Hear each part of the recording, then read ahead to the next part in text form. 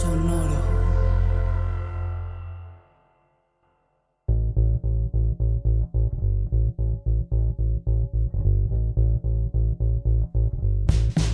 Todos los hombres del presidente. El gran clásico cumple 50. En 1976, Estados Unidos estaba de mal humor en lo político y en lo social. Era muy poco probable que una película como Todos los hombres del presidente llamara la atención. La cinta, escrita por William Goldman, dirigida por Alan Pakula y protagonizada por Robert Redford y Dustin Hoffman, recreaba la investigación periodística que desenmascaró el hoy famoso caso Watergate. Una historia de espionaje y corrupción que obligó al nada inocente Richard Nixon a renunciar a la presidencia de los Estados Unidos en 1974. Con las cosas como estaban, la película era una apuesta arriesgada.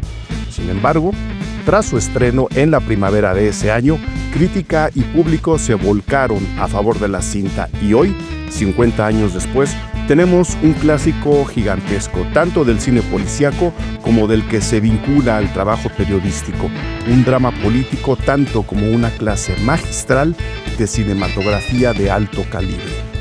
Vamos a celebrar el 50 aniversario de la película con la participación de Axel Muñoz Barba, director, sonidista, amante del buen cine y amigo de Cine Garage. De eso trata este episodio. Yo soy Eric Estrada, esto es Cine Garage, aquí cabe todo el cine. Ahora sí, Axel Muñoz Barba ha vuelto a los micrófonos Cine Garage. No voy a hacer una mayor introducción porque la gente sabe que eres una persona a la que le gusta el cine, que sabe de cine, que sabe ver cine y que además sabe hacer cine. Entonces, no había mejor invitado para hablar de una película tan importante, tan trascendente, tan interesante como Todos los hombres del presidente. Axel, mil gracias por haber sugerido el tema y por acercarte de nuevo a los micrófonos Cine Garage con la gente que tanto te quiere. Gracias, Eric. Pues yo encantado de hablar de una película y un tema que la verdad soy muy fanático, me apasiona y viene muy bien para estos tiempos también. Que es un poco lo que ha ocurrido con los especiales de inicio de año de Cine Garage, que estamos recogiendo películas que cumplen 50. Hablan de un Estados Unidos muy particular, no precisamente en el mejor sentido, muy poco luminoso de la época en que se hicieron. Y 50 años después estamos en las mismas situaciones. Ya lo hablamos en el especial de Rocky, ya lo hablamos en el especial de La Profecía y creo que vamos a caer más o menos en el mismo lado, Axel, con Todos los hombres del presidente. Antes de empezar, quiero recordarle a toda la gente, este es el momento para suscribirse al podcast Cine Garage. Si no lo han hecho, suscríbanse, denle al botón de suscribirse. Con eso nos ayudan muchísimo para estar más cerca de ustedes todavía, saber en dónde, cómo, a qué hora nos escuchan y por supuesto en escuchar luego sus sugerencias para programas como este. Ahora sí, Axel, ¿por dónde empezamos? Es una película tan grande, es una película tan extensa en todos los sentidos, empezando por la duración. Ahora que todo el mundo dice, la película esta dura 2 horas y media, cada minuto justificado. Creo que por ahí podemos empezar, Axel. Cada uno de los minutos de Todos los hombres del presidente, película, ya lo dije en la introducción del podcast, dirigida por Alan Pakula, protagonizada casi al 100% por Dustin Hoffman y Robert Redford. Creo que es una de las películas en donde cada uno de los minutos tiene una razón de estar en el corte final de la película. Sí, es una película súper compleja, o sea, sí, muy ambiciosa. Otros pretenderían hacerla en 3 temporadas en una serie y ellos lograron lo imposible, que es condensar toda una información muy política y muy, podría ser ajena hacia el espectador, nada más que contada de como un thriller sosa, ¿no? Como de suspenso, muy de la época y te explican bastante bien todo el problema y el contexto que llevó a Nixon a su renuncia, ¿no? Que es un poco el gran reto que tenían, lo explicaba Robert Redford tanto en la presentación de la película hace 50 años como en varias entrevistas que dio después. Vamos a contextualizar, porque en una de las entrevistas Robert Redford decía, bueno, ¿qué razón tiene hacer una película de algo que todo mundo conoce, como el caso Watergate? Pero cuando la película se reestrenó años después, de hecho yo la vi hace no sé si es el año antepasado la pasaron en el Festival de Morelia, me la volví a echar. Ujú. En una de esas entrevistas, Robert Redford decía, hombre, la gente estaba maravillada y empezaban a decir, yo no sabía esto, yo no sabía esto, yo no sabía esto, hasta que se dio cuenta que más de la mitad de la sala donde estaban viendo la película no había nacido cuando el caso Claro. Watergate explotó. Entonces, creo que hay que contextualizarla. La película recrea la investigación periodística que hicieron de modo exhaustivo Carl Bernstein y Bob Woodward, dos periodistas, reporteros del Washington Post. Uno de ellos, Robert Redford, interpreta a Bob Woodward, casi un ratón en la sala en el departamento de noticias del Washington Post, que de repente empieza a jalar el hilo de Watergate, y cuando su editor, perdón, se da cuenta de la importancia del caso, le asigna a Carl Bernstein como su colega, como su colaborador, para investigar qué era lo que realmente había ahí atrás. Carl Bernstein es interpretado por Dustin Hoffman.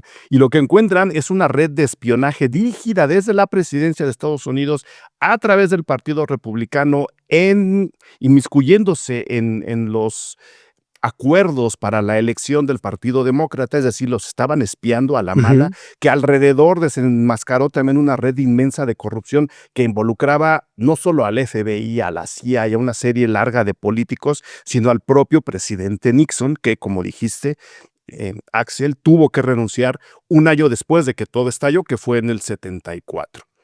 Y la película tiene que explicar el trabajo periodístico de estos dos, un trabajo periodístico que se hace tocando puertas, hablando por teléfono, entrando a bibliotecas, recogiendo información por todos los medios posibles antes del internet y los teléfonos celulares, y aún así es tremendamente entretenida, que creo que es el gran logro y era el gran reto que tenía Robert Redford, que se involucró muchísimo en la producción de la película. Es la cosa más entretenida que uno puede ver Sí. en uno de los casos probablemente más aburridos, si nos lo contaran de la manera más realista posible. Sí, y yo, por ejemplo, debo de confesar que yo soy de Aguascalientes y allá, cuando yo era niño en los 80s, había un programa que pasaban en la televisora local y había un cuate que pasaba películas y las presentaba. Y yo me desvelaba viéndolas. Y esta es una de las películas que llegó a pasar y que yo no entendía nada, porque pues obviamente era un Nada. niño, pero por cómo está filmada y todo me intrigaba. Yo decía, bueno, a estos actores los conozco, los ubico. Y yo me sentía que no importaba que no había entendido de lo que iba, sabía que estos eran los héroes, por así decirlo, ¿no? Que habían logrado algo muy, muy importante, porque como bien dijiste, pues era periodismo de a pie, ¿no? O sea, si era les llevó bastante tiempo porque no tenían otra manera de investigarlo, y muchas veces el mismo Washington Post decía, esto no da para más. Y ellos decían, Sí, no, no, hay más, aquí hay más, nada más necesitamos encontrarlo, ¿no? hay que volver a aclarar o agregar el dato. El guión de William Goldman, que fue un guión que se trabajó entre Alan Pakula y Robert Redford, por supuesto, el crédito va directo a William Goldman, que es el que pone todas las piezas juntas. Está basado en el libro que los propios Carl Bernstein y Bob Woodward escribieron sobre Watergate, que se llama también Todos los hombres del presidente. Y tuvieron que trasladar ese libro hacia la película. Y creo que esa atracción que tú sentías desde niño, yo la vi la primera vez, yo creo que también, digo, no era un niño, pero en algún momento mi mamá la alquiló, y yo creo que habré tenido unos 12 años Ujú. cuando la vi en mi casa. Y eso, ¿no? Es tremendamente entretenida. Y creo que la razón principal, y es algo que el propio Robert Redford se interesó mucho en subrayar conforme la película fue envejeciendo en las presentaciones que se hicieron de ella. La pasaron en el Festival de Morelia mucho antes, porque fue la vez que Robert Redford estuvo en el Festival de Morelia, y por eso pasaron Todos los hombres del Claro. presidente. Ya me acordé, y ahí estuve yo cerquita de don Robert. Bueno, la idea era, desde el libro, recrear el trabajo de los periodistas Sí, y no de los políticos no. criminales. Cuando Bob Woodward, en particular, empezó a escribir el libro, pues bueno, tuvieron que hablar con su editora. La editora era Alice Mayhew, que luego se habla muy poquito de ella. Alice Mayhew es una editora muy reconocida en el mundo de los libros en Estados Unidos, y ella fue la que les dijo, no me hablen, van a hacer este libro, no me hablen de los políticos y de cómo funcionaron y de cómo se pusieron de acuerdo. Este libro tiene que ser sobre ustedes. Ustedes resolvieron el caso, ustedes lo sacaron a la luz. Toda la investigación, les decía Alice, la hicieron ustedes. Este libro tiene que ser sobre ustedes. Y la película toma esa idea y lo que estamos viendo es a dos chavos comunes y corrientes que podrían estar sentados en el vagón del metro al lado nuestro, trabajando una cantidad de información brutal. Creo que ahí es donde está la primera conexión que encontramos con la película, más allá del interés político, Axel, que son dos personas comunes y corrientes en una catarata de información descomunal. Sí, una cosa que comentaba Bob Woodward después, que recomiendo mucho leer sus libros, la verdad es un gran periodista y gran escritor también. Él decía que mucho tiempo después le dijo a Al Gore, que fue el vicepresidente en la época de Bill Clinton, le dijo, después de Watergate, después de este caso que nosotros descubrimos cuánto realmente podemos saber de lo que sucede en la presidencia. Y dijo, ni un 10%, le dijo Al Gore. Sí. Dijo, y esto es antes del internet, ¿no? O sea, él dijo, no, ustedes no saben de lo que pasa ni el 10%.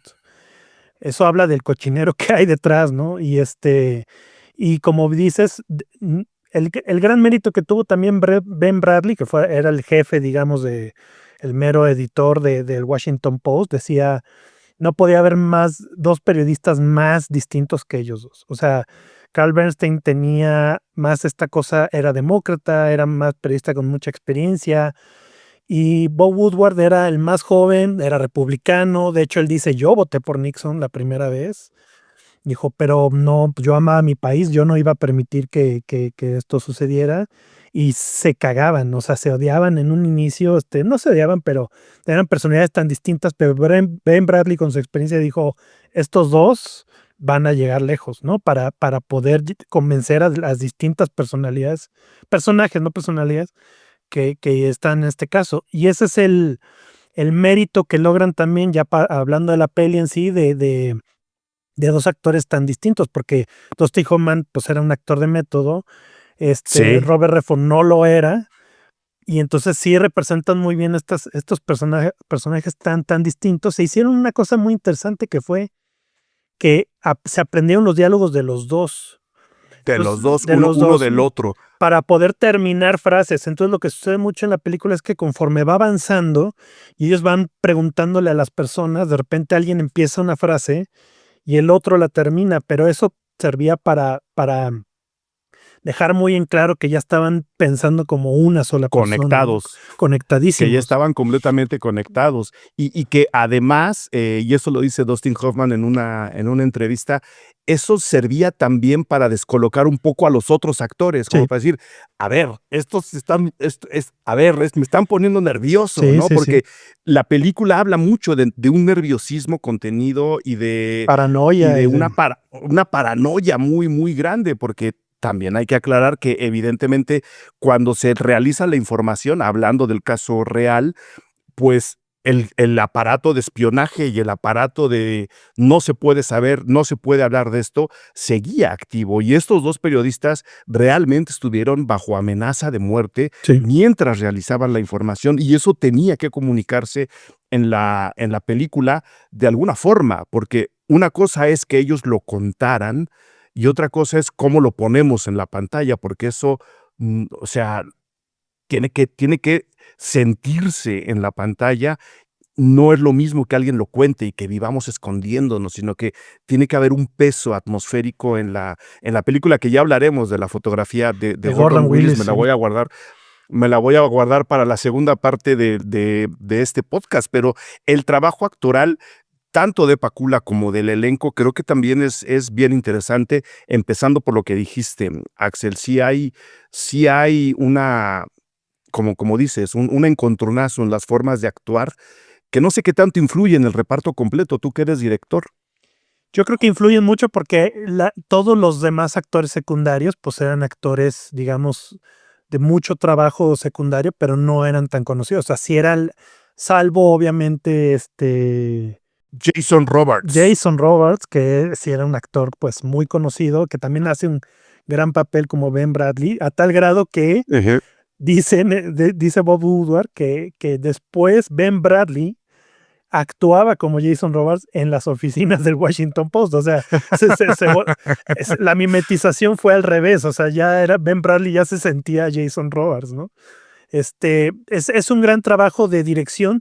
Y una cosa que también hacen mucho, y si quieres con eso también ir entrando poco a poco hacia lo de la foto y eso, Échale. es una cosa que suena como película, pero que es real, que es el personaje que le pusieron como el de Garganta Profunda, ¿no? A raíz de la película porno, pero era este informante de altísimo rango, ya después, hasta que murió, y esto fue una promesa de Bob Woodward, hasta que murió ya pudo decir quién era, y fue el segundo de la CIA.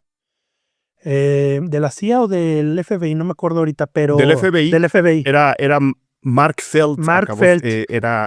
Era el nombre real de Garganta Profunda, que era el informante oculto de estos dos periodistas. Él se aprovecha un poco. Bob Woodward dice que Mark Felt pensaba que naturalmente lo iban a escoger como el siguiente director.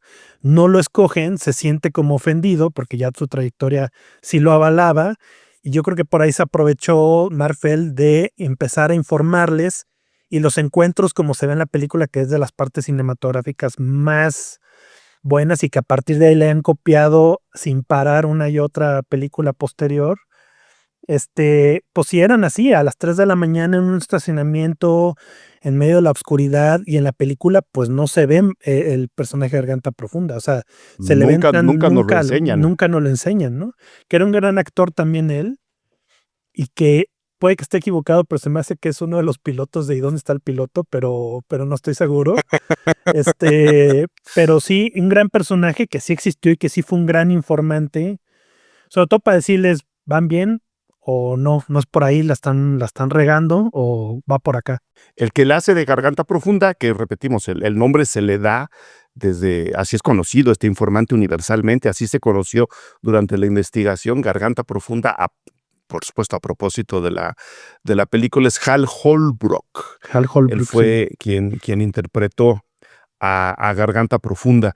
Y eso, ¿no? Yo nada más para aumentar la invitación hacia la gente para ver la película antes de entrar a la fotografía, que creo que es, no quiero decir la mitad de la película, pero hay una compenetración de ideas entre los personajes, el guión, el libro, lo que Pakula hizo y dejó hacer a su equipo, y lo que Gordon Willis consigue, que realmente, y el día que la vi en Batalla Grande lo confirmé, es todo un espectáculo cinematográfico. Verla, ¿por qué verla? Lo decíamos al inicio, creo que Estados Unidos vive un momento muy incómodo, tal cual lo estaban viviendo en el 76 cuando cuando la película se estrena. Es una película ambientada mucho tiempo antes, pero que un tiempo antes, quiero decir 2-3 años antes, pero que se estrena en un momento muy incómodo de Estados Unidos.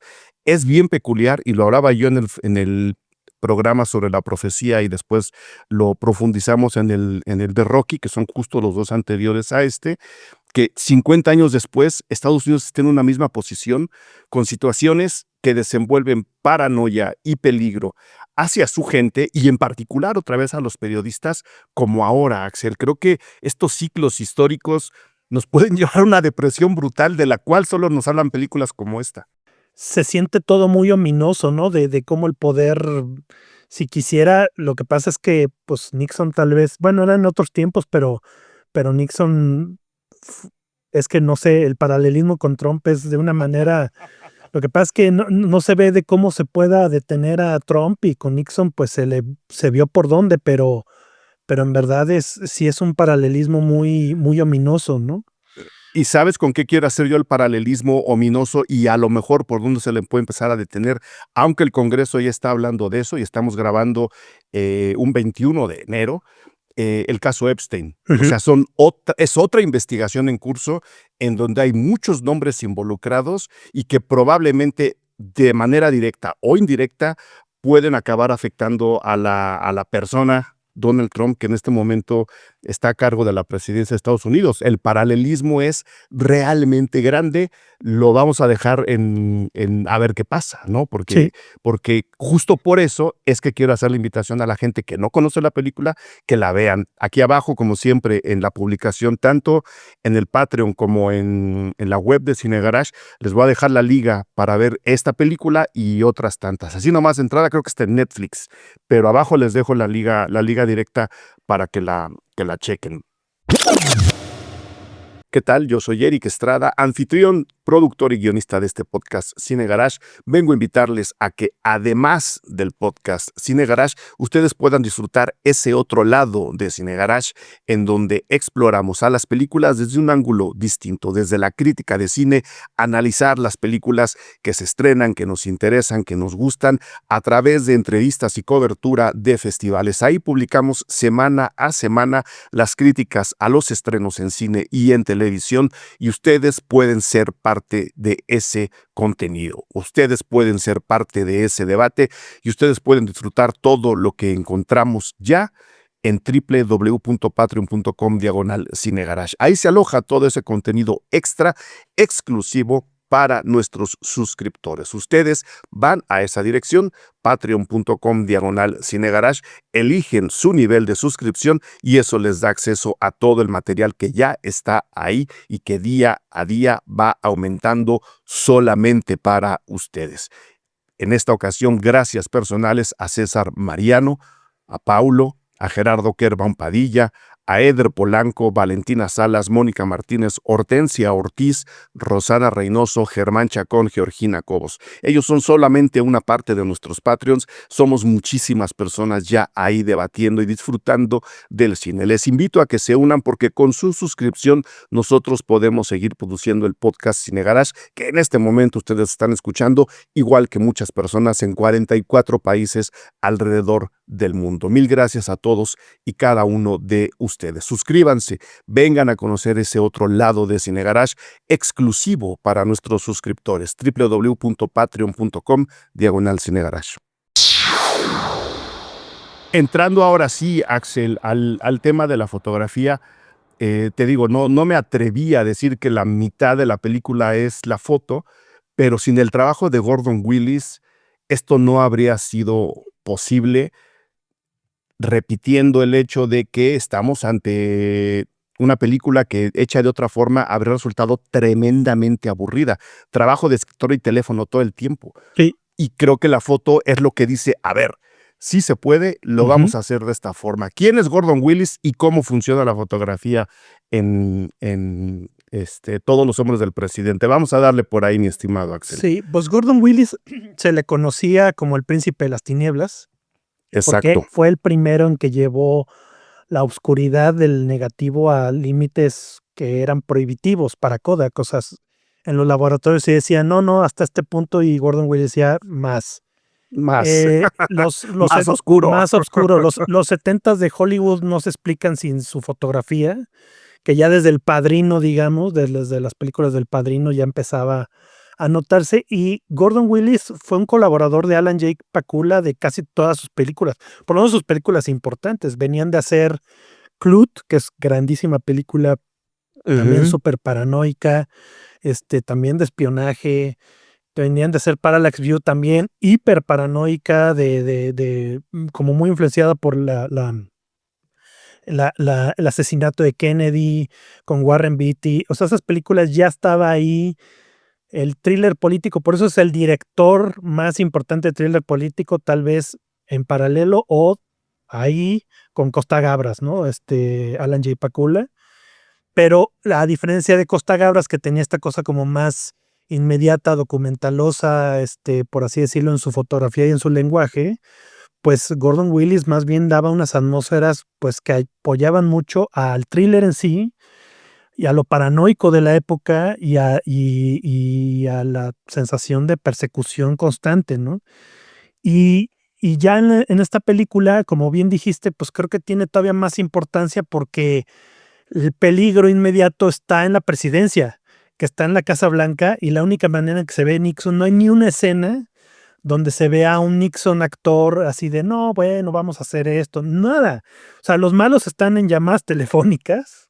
Sí, allá en las Allá oficinas. y en acciones concretas que ellos van viendo o que por ahí les van diciendo aguas, que esto va a pasar. Y todo lo que pasa realmente es contado a través del lente y la atmósfera que logra Gordon Willis. Sobre todo esta secuencia donde articulan de cómo se veía con Garganta Profunda que le manda, primero le habla, cosa que todo esto es cierto, según cuenta Bob Woodward y Carl Bernstein.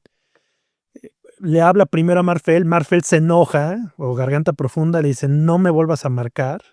Y luego le llega en el New York Times, que estaba suscrito a Bob Woodward, le llega un recadito, le dice, si quieres hablar conmigo, pon una planta con una rosa o algo así en el balcón.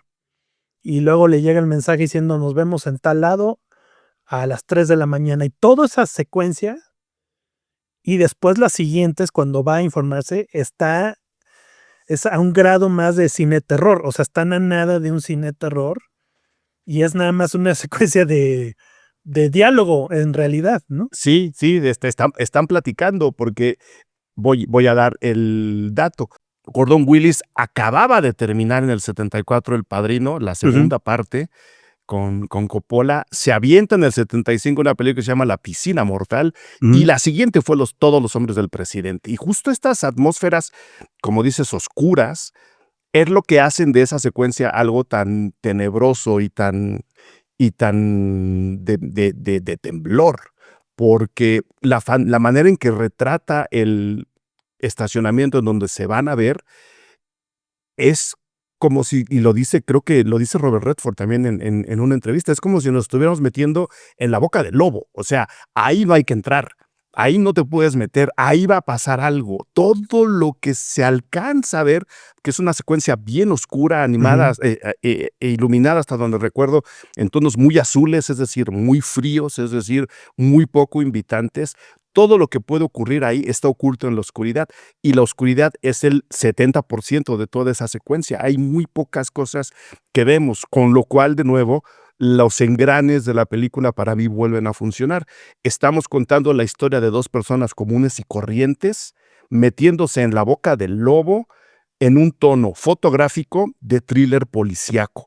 Nada debería encajar y todo embona a la perfección, Axel. Sí, y también no olvidemos este momento donde muy al inicio en la investigación, pues tienen que ir a la biblioteca y a buscar en el acervo de lo que había pedido un personaje que están investigando, que al final ni siquiera va a tener relevancia, pero habla mucho de los principios y se tiene que poner a revisar las fichas bibliográficas de lo que estuvieron sacando, y es una toma que es muy, tal vez, la más emblemática de la película, que es una toma que va en cenital, ascendiendo nada más para ver a estos dos en todo este mundo de la biblioteca y de ellos solitos, y para representar claramente toda la chamba que estaban metiéndose y que quién sabe si iban a lograr algo. Que tiene para mí una suma emocional doble, porque sí, la toma empieza cerrada en las manos de estos dos, escogiendo las fichas bibliográficas. Para la gente que no sepa, son muy jóvenes, las fichas bibliográficas era algo que antes se pedía en las bibliotecas, ¿no? Que uno buscaba el libro y decía, el libro está en la sección B42, renglón tal. Uno llenaba una ficha, la entregaba y luego nos daban el libro.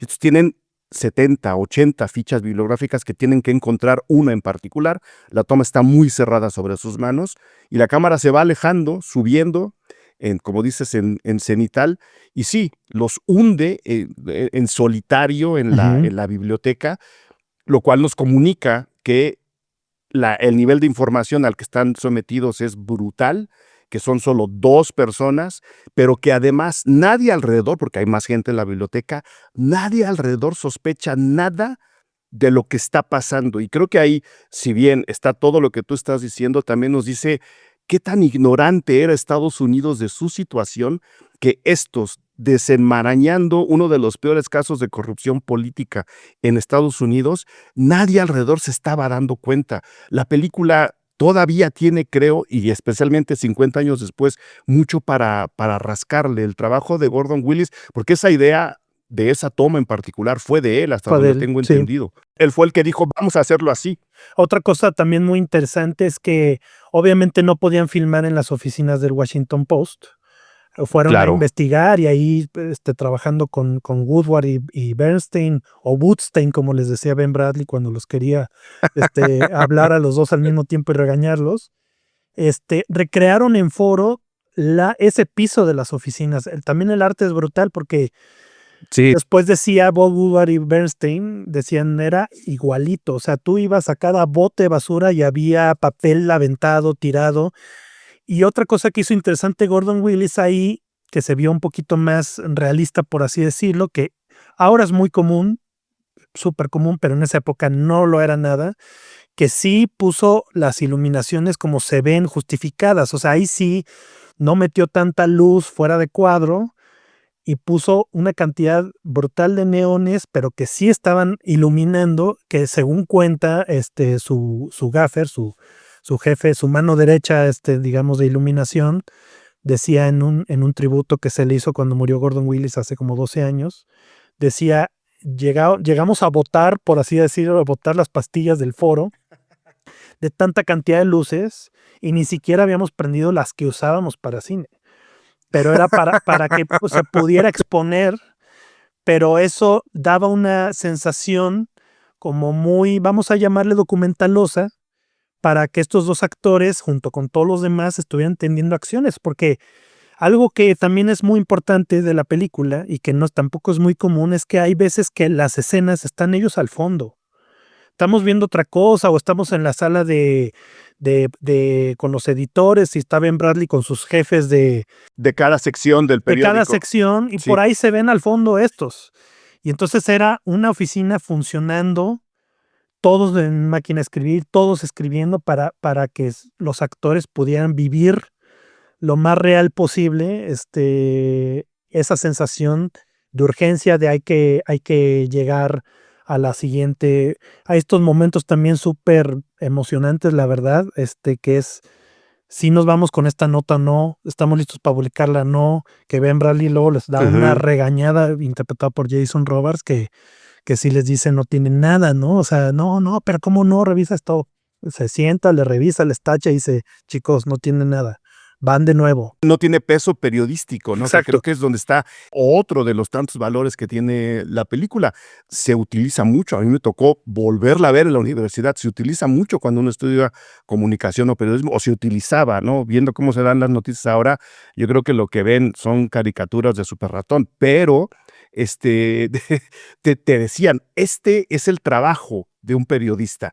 No por la corretiza y no porque te van a pagar mal y no porque a veces tu nombre ni siquiera va a figurar, sino tienes que investigar, necesitas corroborar tus fuentes, necesitas justificar todo lo que vas a decir, la manera como lo vas a decir, porque hay un compromiso con el periódico, con la verdad, número uno, y segundo, con el periódico. No puede ser tu opinión nada más como está.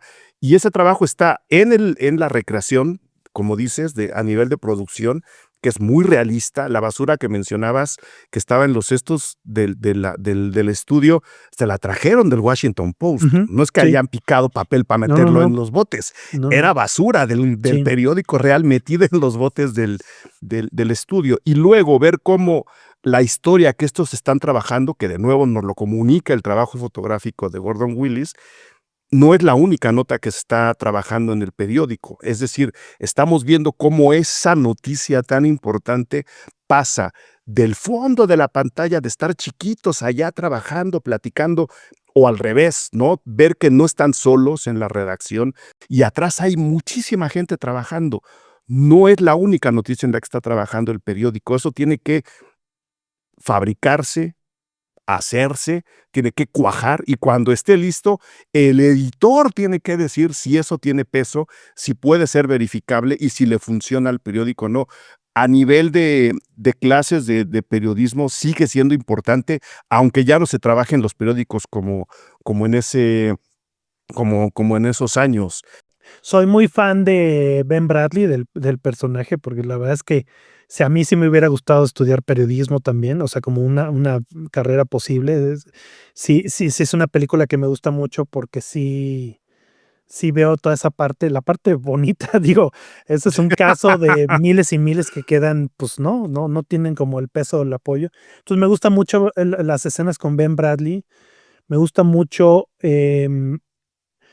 obviamente por lo cinematográfico me gustan mucho las de Garganta Profunda, pero la escena que es, pues, vamos a llamarle casi final, cuando van ellos, porque ahí debo decir que un reto muy importante es que hacia la parte final tuvieron que condensar mucho. O sea, la investigación todavía inclusive se atravesó la reelección de Nixon. Nixon queda reelecto en el 72 con una Ujú. mayoría que creo la diferencia entre él y el otro candidato demócrata Es fue, gigantesca. creo que proporcionalmente, demográficamente, sigue siendo la mayor en toda la historia de Estados Unidos. Cosa que fue un peso para ellos, porque sí decían, ni lo están logrando. Entonces, toda esa parte está muy bien condensada con William Goldman en el guión. Y me gusta mucho esa escena casi final donde ya Ben Bradley les dice: chicos, ustedes nos pusieron en este punto, vayan, duérmense 15 minutos, báñense y pónganse a chingarle, porque pues ya aquí ya estamos fregados todos y ustedes ya, o sea, ya no hay punto para atrás, o sea, ustedes tienen que ir al Sí. fondo. Y ya es muy rematado con los inserts de la máquina, pero esa escena me gusta mucho. Me gusta mucho también la parte y que también ha sido copiada muchas veces, cuando ya regresa. Bob Woodward llega porque viene de hablar con Garganta Profunda, con Mark Felt, y le dice que ya los están espiando y todo es con música, ya no hablan, se sientan a escribir en una máquina. Sí, se platican a través de lo que escribe uno en la máquina. Ahora que decías, ¿no? Que se ha copiado mucho, esa recreación de la sala de redacción en el Washington Post en el estudio también se ha copiado, pero Muchísimo, sí, creo que todas las redacciones sí, de periódicos que han aparecido desde entonces quieren parecerse a la de sí, Todos los hombres del presidente. O sea, la película incluso dejó sellos en la cultura popular como sí. eso. Todas estas escenas, también a nivel de actuación, sobre todo con una que trabajaba en la campaña de reelección. Esa escena también es muy buena porque ella primero no les da información. Y ahí se ve el trabajo súper quirúrgico, de que un pasito más y los mandan a la fregada, de cómo logran sacarle y convencerla para que empiece a hablar poco a poco, ¿no? Esa es otra escena que me gusta mucho. En la parte final, antes de que se descubra todo, y habrá alguien que diga, pero no cuenten el final de la película. Esta me gusta entre muchísimas otras cosas. Primero, porque ya la pude ver finalmente en pantalla grande, como el día que la pasaron en el Festival de Morelia.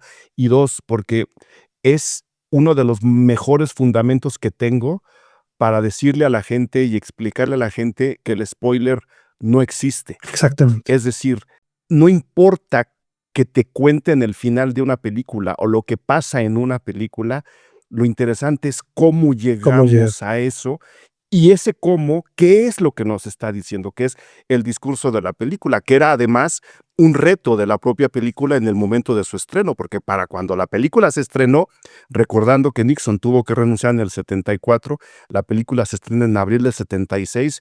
Para cuando la película se estrena, no todo Estados Unidos, todo el mundo sabíamos qué es lo que había pasado. Es decir, Ujú. conocíamos el principio de la película y el final de la película. Y estos dijeron, tenemos que contarlo de tal forma que primero la película comunique lo que queremos comunicar y al mismo tiempo sea tremendamente interesante. Y lo lograron. Este es uno de los mejores fundamentos que yo tengo para decirle a la gente: el spoiler No existe. no existe, no funciona, no tiene razón. No se preocupen si les cuentan, es que el asesino es el mayordomo. Hombre, tenemos que ver por qué, Sí. cómo, cuándo, dónde y por qué camino, Es, ¿no? es más, yo diría que es peor ver un tráiler, honestamente. Sí, O sí. sea, sí hace más daño un tráiler que spoilear, por así decirlo, o contar eso. Ujú. Porque un tráiler sí te vende ideas erróneas de la película, o sea, yo ya dejé de ver trailers desde hace mucho, la verdad. Sí, no, yo también, yo ya llego, ahora sabiendo que la función empieza media hora después de lo que dice el boleto, Aparte. llego media hora después de lo que dice el boleto y me evito todos esos problemas. Algo más sobre todo Los hombres del presidente. Sí recomiendo mucho que lean. Hay 2 libros sobre eso. O sea, la premura, cuando ellos escriben. Lo que cuenta Woodward es que ya los derechos ya medios, Robert Redford ya los había comprado cuando ellos todavía ni terminaban de escribir el libro. Entonces, se concentran en hacer la película. Hay 2 libros en el caso, que es ese de Todos los hombres del presidente y uno que se llama Los últimos días. Y ese es el que cuenta toda la parte donde realmente ya fue el juicio, las audiencias, que también el libro es buenísimo y que creo que hubo una película que no he visto ni quiero ver.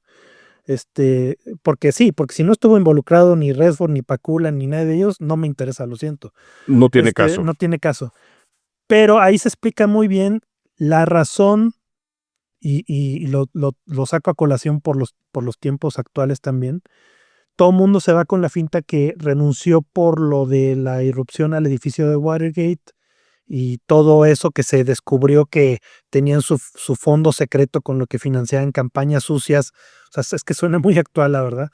Pero en realidad renunció porque tenía un asistente personal que se llamaba Alexander Butterfield, que cuando fue citado a la audiencia, muchos del Senado le decían, ¿por qué tienen tanta claridad de las fechas? ¿Por qué Nixon? O bueno, decían, no, es que en esa fecha pasó esto y en esta fecha pasó lo otro, ¿no? Y después,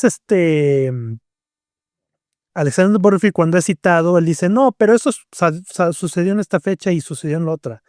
Y entonces le preguntan, ¿y ustedes por qué saben con tanta precisión? Y él dice, pues está en las cintas. Y dicen, ¿cuáles cintas? Es que hay todas las conversaciones que tiene el presidente son grabadas. Y eso es lo que realmente detonó y que llevó a la renuncia a Nixon, porque después citaron las cintas y Nixon borró una parte de como 18 minutos de una, muy importante, que lo inculpaban de que él claro que sabía de todo lo que sucedía. Es muy bueno el libro, los 2 son muy buenos. Y todavía después hizo un libro sobre este personaje, Alexander Butterfield, que Bob Woodward lo entrevistó, donde ahí es más pormenorizado todo esto de cómo funcionaban las cintas. Y la verdad es que pues sí recomendaría también ver The Post, ¿no? De Spielberg, que también es muy buena. Bueno, a mí me gustó mucho. Y que él respeta mucho el lugar que tiene históricamente All the President's Men. Y que aunque es muy actual y visualmente dista mucho, yo sí recomendaría aventarse un maratón, porque lo que explica The Post es que la de Spielberg es que el antecedente es cuando en el 68 un funcionario filtra los documentos del Pentágono y los que lo publicaron fue Washington Post. Ahí inicia la querella entre el periódico y las Nixon. Esferas gubernamentales, sí. Y el final de The Post es la irrupción al edificio de Watergate, donde copia casi plano por plano la secuencia inicial de All the President's Men para hacerle tributo y darle su lugar. Y con eso yo me seguiría inmediatamente a darle play a All the President's Men para tener todo ese contexto, ¿no? Es muy bonito cuando las películas se hablan de esa forma, ¿no? Sí. Cuando una película termina con el inicio de otra, recreando el inicio de otra. A mí como dices, justo para decir, a ver, el trabajo de cine y el compromiso social político es de todos, ¿no? Unos más, otros menos, unos por un lado, otros por otro, pero estamos trabajando en lo mismo. Y en este caso, un caso importantísimo que ahora nos debería volver a importar, repito, por las implicaciones y por las circunstancias, creo que estaría muy bien ese maratón. Me lo voy a aventar ahora que sea. Después del Super Bowl, Axel, antes del Super Bowl no puedo dedicar mis domingos a nada más, pero después del Super Bowl me lo echo con todo gusto. Sí. ¿Todavía tienes redes en este mundo malicioso en que vivimos? ¿Cómo te encuentra la gente? ¿Cómo hablamos contigo, Axel? Pues por Instagram, que es lo último que me queda, porque Twitter lo abandoné cuando lo compró el tarado de Musk. Sí. Y no creas, también luego sí me dan ganas también ya de cerrar Instagram, pero todavía no lo hago. Sí, sí.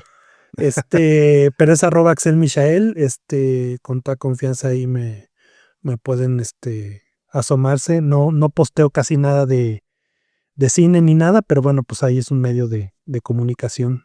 Y ya le iremos abriendo espacio a Noches de Julio, que está también a punto de cumplir años, ¿no? Sí, 10 años de la filmación. 10 Sí. años. Debo decir, perdón, que sí fue una película, All the President's Men, que nos inspiramos mucho, mi fotógrafo Osvaldo Tolano y Liz Medrano, mi diseñador de producción, y yo. Hay muchos planos que estábamos muy inspirados para Noches de Julio y mucho de la atmósfera de varias escenas, la verdad, varias. O sea, es una película que durante el rodaje la volví a estudiar. Siempre la veo por lo menos una vez al año. Y durante el rodaje de Noches de Julio, que sí la volví a revisar, la volvimos a revisar. Es muy importante esa película, la verdad, para mí. Como revisarla como debería hacer mucha gente. Ahí les dejamos Sí. tarea, niños y niños. Axel, mil gracias de nuevo por la idea para hacer esta película, a ti. por la participación. Te mando un gran abrazo y tenemos pendiente por ahí una plática en persona. Sí, claro que sí. Muchas gracias, Eric. Gracias por escuchar Cine Garage. Si nos escuchas en Apple Podcast, regálanos una reseña para que más gente descubra este podcast. Suscríbete a Cine Garage siguiéndonos donde sea que escuches este programa para enterarte de nuestros próximos episodios. Cine Garage es parte de Sonoro. Ingresa a sonoromedia.com para escuchar más de los podcasts que aquí se producen.